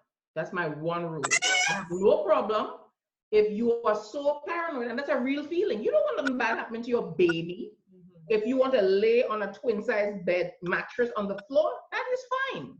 In their room. You want to put a camping bag? In their room. Your room must stay child-free. Now, you know what I mean by that? Yeah, it's sacred, your room. Sacred for you. So Jada Lee, here what I want to do for you. Yeah. We're going to get time to sit and talk one-on-one. Okay? Because I know with you, it's going to be how to structure it, how to unravel what you need to get done. Yeah. Because you have to cover things like breast milk need to go inside of a bottle. We need to experiment. She doesn't want it from the bottle. So no. Look at me. Look at me. Look, who's the boss? Say it to me. Who's the boss? I'm the boss. No. Say it like you mean it. Yes, I'm the boss. Right. Yeah. So here what happens, and what a lot of parents need to understand, who live together. What happens if your wife gets sick and is in the hospital for a week? What happens to your child? Do you think your child gonna Healthy baby, a pediatrician told me, healthy babies do not starve themselves. Right. They're going to do it in the morning. They may even go for 12 hours, 24 hours. Leanne, you probably could testify to this. Healthy babies do not starve themselves. Remember that in your brain. She will cry. But you, and this is just a caveat. Shakina, come back to you again. I had a mother who literally had a 3-year-old hanging on her breast in church. Literally, this was it. No, I'm serious. And nothing disrupts me than seeing a mother. You could tell she's at the end of her rope. Yeah. And all that child keep doing is literally that. Like in the church building. I did in the back, but in the front. Now picture this. Elders, deacons, the church board, seeing your whole chest. I told that woman literally to go take her daughter, go to the dollar store. Literally. You have a dollar store, Jada Lee? Yeah. Right. Let your child see you wrap your chest in bandage. No, I'm serious. Because it's a visual. It's a 22-month-old, but they understand pain. And you need to literally because they don't want their mommy sick or in pain, do they? No. Okay. And literally wrap her breast to the point where if a child touched it, she's like, oh. Once a child realizes I'm not reaching for the breast that I love very much, and it's hurting my mommy. I don't want to hurt my mommy. And you literally pouring in your privacy, pouring your breast milk, and you can't wear no bra at home and just a t-shirt. You're wearing full figured literal bandage on your chest. I promise you, within a week, that baby was off of her chest. So hold up, let her see me wrapping them, you say? Yes, because mommy is sick. Oh. You put in cotton because you're literally seeing it, and you are walking around that baby visually seeing. So she knows there's no option. And dad needs to be on this. He cannot be passive. I work 2 jobs. So parenting, kids don't care how many jobs you're working. Right. So let's just get that clear. Kids don't care if you gotta literally, do whatever you gotta do to make that money. All they know is we both need to be on the same team because parents are a team. And the fact so, and I'm just saying this, and I could be wrong. Leanne, you could jump in, or Jared. She had a baby that's 22 months. What you don't want is her now spiraling mentally to a point of depression. Because my brother, that's a whole different, mom. You want to make sure your wife is on point. Because it don't matter how you doing out there making that money, paying the bills. If your wife ain't on point mentally with your child at home, you are not going to have a successful home. All you would have done is for naught. Same way with you, Timmy. You could have the best intention with your kids for them to understand I'm a parent and I need to handle the situation. This is what daddy's relaying on the rule. But here what? Let's try something different. Parenting is about, I tell Cara, in business, you need to be fluid. So whatever we had planned before, if something bad happens, like whatever, the light don't work, we still gotta continue. And we need to understand with children, it works like that. What don't work, but we have to do 7 days as a team. Consistency. Stop playing games with these kids, because what's going to happen is your kids going to start to talk and walk. And you are going to have to put them out into the world. I'm telling you all, the world do not be understanding and forgiving to bad kids. Your children will suffer in school if they don't understand no and stop. Shakina, the floor is yours. Oh, hold up. So, but my thing is, her waking up so many times. Jada Lee, I'm actually going to respond to your situation. So that's what I'm going to speak to from personal situation, from personal experience. So mine wasn't 22 months at the time. He was actually 10 months, I think, right, Cara? Around there. Mm-hmm. And it was the same thing. I was nursing. And it was literally at one point, like every hour, he would get up to nurse at 10 months. He's eating regular food. She's eating regular food, right? Okay. What Marcia said, unless she has a medical condition and your pediatrician tells you otherwise, she does not need that milk. She's doing it for 2 reasons, habit and to be pacified. Mm-hmm. So I was going through my own mental spiral at that time because I wasn't getting any sleep. And this was my first child. So I was going from someone who enjoyed her sleep to someone who was not getting any sleep at all, because I was getting up to nurse every hour. And I was a stay-at-home mom, so there was no break from this child. And I was getting resentful to my child, I was getting resentful to my husband, I was getting resentful to the world. And it was horrible. Thankfully, Cara was like, what are you doing? And she gave us some great tips for sleep training. However, I couldn't do it. Not because, oh, I'm carrying a belly and, oh, I don't want to see my child cry. No, because the crying was so annoying. I wanted to get up and, I can't say this on recording. Yes, no, it can't be recorded. But, it wasn't because, oh, my poor child. It was like, I couldn't manage the crying. So my husband, for 3 nights, my husband took away the monitors, locked me in my room, basically, and he dealt with sleep training for 3 nights. The first night, the child cried for what? Almost 3 hours, honey? An hour and a half? It was longer than an hour. I think it was, he said it was about 3 hours, okay? I didn't know because I was sleeping. It was great. But my husband was dealing with it. The second night, he cried for half an hour. The third night, he slept straight through the night. And okay, but the poor baby, and mentally it's gonna stress them out and whatever. Let me go to my second child. I don't know if you were a part of the marriage, authentic marriages thing, but I had mentioned about having a medically fragile child who had to do surgery, and we were in the hospital for 5 months. And when we brought him home, he was home on a feeding tube. And by this time, he was a little over a year. Again, I had not slept for, well, previous to him being in the hospital, I had not slept because I had a new baby. Him being in the hospital, you're not getting any sleep because there's beeps and nurses coming in at all hours and whatever. And I'm finally home and I'm still not getting any sleep. And again, I was spiraling. And we spoke to his medical team and they said, yes, it is safe to cry it out as long as he's not getting overly, that he's not working himself up to a crazy point. And we sleep trained my medically fragile child so that we could get sleep. It's not gonna kill your child. They're not going dead. They can do it. If you can't do it, your husband might need to get some kahunas and do it for you. Like, so it has to be done for you to get sleep. Or you're just gonna live in perpetuity in this situation. And it's going to be hard while you're doing it. My poor husband never sleep for 2 nights because he was the one who had to be dealing with it. So it was tough, but the rewards, he got back his wife. And I became a better mother for it because now I was getting sleep and I was able to function like a real human being, and it felt so much better. So you just have to dig in and do it.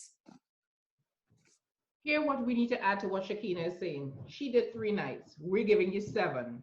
And the reason for 7 is every child is different. Every home is different. And we have to leave room for hiccups. But here, what stays the same no matter what is going on with the children. The team parents stay the same and consistent. The parents, and I'm going to pick on Timmy because it's he who I know. I want you, as your team is 3, your kids are 3. They need to understand that even during the day when something is happening, fighting or whatever, they need to deal with that. Don't come to me with a whole bunch of crap. You don't need to be dealing with every, oh, Kara hit me. Oh, Marsha mashed my foot. You see all that stuff? Cut it out.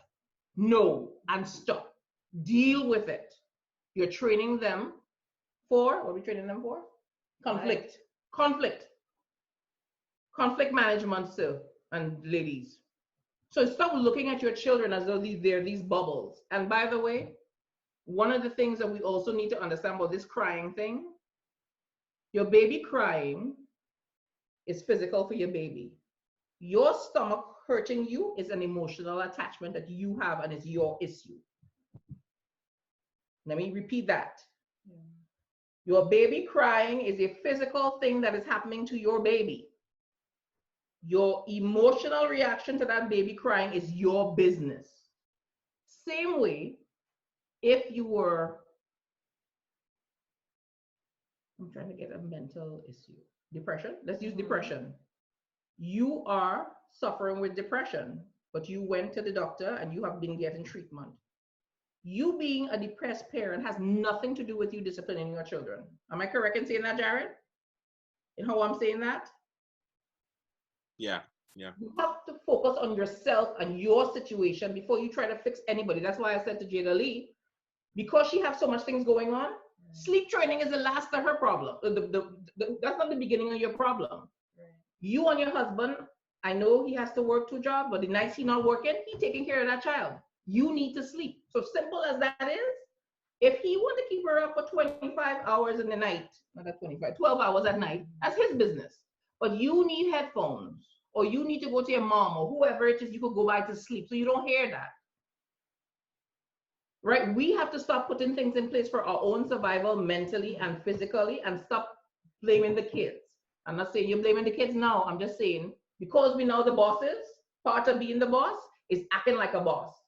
Bosses don't sit down in the corner and be wimps and have the children run all over them. Because if that was the case, you would give them the matches to go and start the stove to cook. And if that was the case, you let them go and have alcohol in the refrigerator or wherever it is. But because you could actually function and still say no to this and stop that, they need to understand I am in control. And let me tell you something about unconventional actions as parents. You are locking your doors. What's Timmy's wife's name again? Melissa. Melissa, sorry, baby. Melissa, I know you have real fears. You have no different fear than I have for my child who's driving. By the way, she drove me down here 5 hours, half the trip. Yay to her. And that's because I used to make her sleep. She had sleep. She got sleep 101 early. You cannot let the fear of a man walking into your house or your house burning down cripple you. Part of one of my points was called fear without fear within. We didn't get a chance to touch it. Because what we do is, because our personal fear, we cripple our own self to the point where we're crippling our children unconsciously. Because nobody wants to cripple their kids. What you have to remember is your kids have the beautiful luxury of having siblings. That's a team, a powerful team that can be used for good and for evil. Once you understand that you're looking at them as a team, because you have to remember something bad could happen to you on the highway. You know you've got your kids ready for life. Caitlin used to make up the bed at 3 years old, queen size bed she used to sleep on. She can make up a full comforter bed, make up the whole bed. Now ask her about now. Yeah, at 3 years old, she's right there to testify. 3. Sound as though her mother is a horrible person. How you gonna make a 3-year-old make up a bed? Because other people, the Chinese people doing it, people in India doing it, people in Kenya doing it. We're the ones that cripple our kids for whatever reason, because we want to make their life easy. So as I said, fun is the one extreme. You and your kids want to run in traffic for fun, or do the subway, public transportation, do that for fun. But when it comes to sleep and discipline in your home, the team parents have it because they are the boss. Guys, I'm going to close off on my end. And I just want to say something about community, which is a thing with parents like Jada Lee, who don't have the community. So like in my world, I have mother and father. Some people have their parents, some people have girlfriends or aunties. But some people are crippled to the point where, have you seen the news? Bad things are happening. Bad things are happening everywhere. And I don't say that to take light of it, but here's what I want to tell you. I trust Jared with my daughter. I trust Jared, unfortunately, trust me with his kids. Everybody who in your life, you need to look at your friends and look at them and say, if something bad happened to me, can I let my child go to Marsha or to Kara or to Jared? Those are the people you need to form your community. You'll hear Karen talking authentically about community. Sometimes we're not gifted with big families. Sometimes we got to create our community. And community could be 2 people, could be 1, could be just for them to come into your home, because I get it, the paranoia is real. Just for you to sleep with earplugs upstairs in your room while you are downstairs. But you cannot be saying to me, ooh, I don't know, Timmy look like a bad person, but Timmy and I hang out on Friday nights. But I don't trust Timmy with my children. You got to rethink the people who are around you to make your community. Yeah. And you see coronavirus, don't let the fear of coronavirus, and it's a real thing. So I want to be very clear. So it comes like, so I'm in town. I would love to run over to Shakina's house, but guess what? I know Shakina has a baby and they've been staying safe. So I'm not saying to you don't function with a level of concern, but you now have, as a parent, have to look around and see you can't do this parenting by yourself. You need your village. You need to, when you don't have a village, you create a village. Even if it means to have the village in your yard playing. Yeah. You see what I mean by that? So I don't expect you to send your child away. If you know you have no community, you create community in your home. You make your community. You make the people who you are now interacting with, it counts. And don't feel, I'm just saying this, and I shouldn't put fear without fear within. Just because we're in the church and we have that, we just say, okay, well, it's church people and it ain't gonna happen.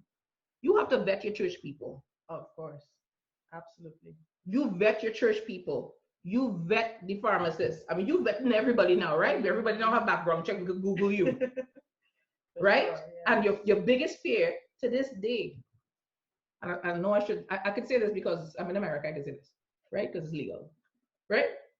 The first sleepover my daughter had, we live in a state that we're allowed to bear arms. I mean, and this is something that sounds crazy. First, Caitlin begged for years to have a sleepover, years, and I never gave in until her father tried to convince me. And this was the conversation between both parents, which is myself and the other parents. When my child, Caitlin, comes to your house, these are what I expect to hear bad happen. She falls down a whole flight of steps, busted her head, and she has a broken leg. I expect that she fell down, she bruised up all her kneecaps, because children play. And bad things happen when children play in that respect, right? I expect when you send your children out into the world, bad things will happen in that regard that I could deal with at the hospital. Here, what we're not dealing with. If my child comes back home and says to me something along these lines, Mr. Jared touched me, Mr. Jared hurt me, it could be woman to her, right? I will shoot you. Please, no, I'm just saying, that's what I said. No, that's what I said.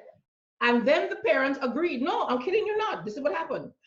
Because I am not prepared as a parent to send my child after all this time, grow my child as best as I can for somebody else to hurt them. And you know what they said to me? They said, you know what? I expect those things to happen, and I also expect if something happens and Mr. Joel touched my child, the same will happen. We both had our guns in our holsters and we walked away happily. She had many nights since then that sleepover, and I never had to worry. Reason being, here's the funny thing about this. When there was emergencies in school, because I used to work an hour and a half away, that was the family I had to call. Because you're not setting up your child for frivolous things like, oh, I want to drink wine with my wife tonight. No. You're setting up relationships in your community that you can rely on when it comes to your children. Okay, guys? That is the last I have to say. If there are any questions, let me know. Well put, everything that you said, I really appreciate it. I really do. Thank you. I'm going to leave my phone number, believe it or not, because I'm down here in Georgia. I'm going to leave my number up for you guys. If you all want to touch base with me about only sleep training this week, because you only get in this week, feel free to call me, because I know it sounds like a lot of information, but I want you all to understand something. The laundry would live. The dishes would live. Work will survive. Your children's well-being, your wife and husband is the most important thing to you. Yeah. Do what you have to do to spend time with your spouse. Yeah. I'm telling you now, you have a limited amount of years on this earth. The time you have with your children, you have to make it count. When your children leave, you're stuck with your spouse if you're lucky, if they hang out that long. A lot of people don't have that luxury because they didn't learn the sleep training early. Please understand, this is going to change your marriage forever. You're going to have issues. Or your life, just your Yes. life, and even for the single moms, you need sleep too. So, okay, guys. Right. I just wanted to say, and I know we're out of time, but just a couple of things real quick. I think one, with sleep training, people often think about, what is this going to do to my child if I sleep train this child and so forth. And just quickly, I wanted to say the research shows that there's really no negative effects from sleep training your children. There's no long-term negative effects, even though the crying down the place and all that. There's no evidence to show that anything bad is going to happen long-term because of that. So you're not traumatizing your child because you choose to sleep train your child, And then the second thing I would say is that, like what Marsha was saying before, in terms of discipline, like you have to teach your children to have internal discipline to kind of be able to take care of themselves. And one of the basic things they have to do is be able to know, like, listen, when somebody in authority tells you to do something, you do it. And, when your parents say, hey, it's time to go to bed, you need to stay in your room, all that kind of stuff, they have to learn how to do that. And the last thing I would say is that, look, King David, man after God's own heart, but he had all sorts of family issues going on all over the place. Several children that really messed up badly. And one of the things David failed at was correcting his children. And his Adonijah was one of his older kids. He rebelled against David, and the Bible says one of the reasons why that happened was because when he was young, he would never discipline or rebuke him. Right. So we have to understand that there are implications for how we act and treat our children, and we have to balance love with discipline, and sleep training and making sure your kids are sleeping how much they need is a big part of that, because if they're not sleeping well, they're going to be not well, and then that's going to affect you negatively and your marriage, and then the whole thing just starts to spiral. So you got to make good decisions that works for your marriage and good decisions that work for your kids. Yeah, and it affects your mental health. Mm-hmm. It affects the parents' mental health. It can affect the kids' mental health too, because you have kids that will come to you and sleep is really the issue and not their mental health. But it appears as though they have something else going on when really the diagnosis is lack of sleep. One thing I want to say to you guys, and this is very important, how your children act outside is how people look at you. How your children act in public is how people look at you. And because all these children are angels in public. Right, no.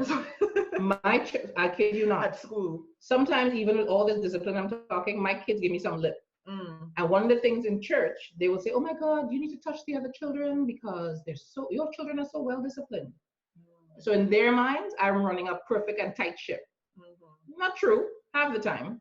But here what you have to remember, teachers teach your children differently when they have behavioral issues. Right. Some of us don't have the luxury of special need tutors. Like in Trinidad, and I could be wrong, Ian, you could correct me if I'm wrong. When your children is labeled as bad, that's all they do is stay at the back of the class. Is that correct? Yes? Yeah. So we don't have the luxury in some countries where your child gets a special tutor. And here's the truth. You got to put a handle, men. You got to put a handle on your home. And it doesn't mean barking, beating your kids. Right. It means relearning the fact that your children are three different, I'm using you, Timmy, if you know you're my boy, I could call you. They're three different individuals, but that is your wife.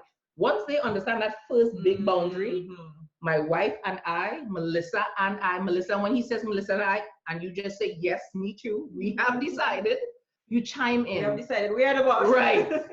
We have decided we are the boss and no longer. So it may mean, Melissa, I promise you, even if it means Timmy has to keep going back in to check on the children. Now hear what Timmy, when I say check on them, wait till they fully fall asleep. Let them play it out. And when I mean play, I don't mean getting a plane and bouncing around. You, Melissa, don't go in and check those children because they see you as the out. So here's our compromise. So our Timmy, neck gonna fall off your head, baby. Because all Timmy is doing is this. Listen, this is not a blame game. It means you, Timmy, you now need to understand. Say, kids, we love you, but you guys need to keep it down. Or say from your room while you hugging up your wife, Kara, keep it down. Like, I'm serious. You need to function in headquarters. Harris headquarters. We function there.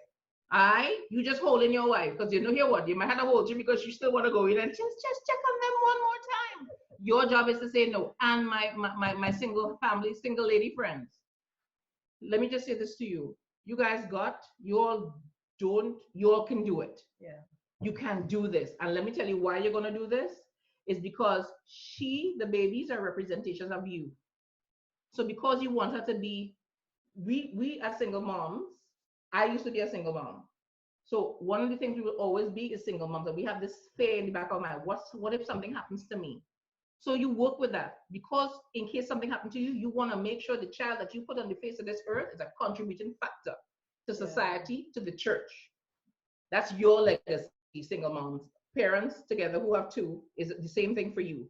But I don't want you guys to feel because you're a single mom, you got to do it differently. 7 days, if you got to sleep outside the child room, latch that door from the outside, whatever it takes, make sure that you all stick together. Yeah. Anybody, Carol left the phone number down there for you guys. Call me. I'll work when the child is screaming, call me. Now, if I don't answer, it's because I myself have to be retrained to sleep as an adult. We're going to touch on that after. For another day, yes. But I'm just saying to you, we're going to do this call. I'll walk y'all through it just for the week. After that, y'all. Okay. We might need to create a messenger group just for the moral support of everyone. But thank you guys for joining us and for tuning into our first live and our first Sleep 101 edition here. So thank you and good night.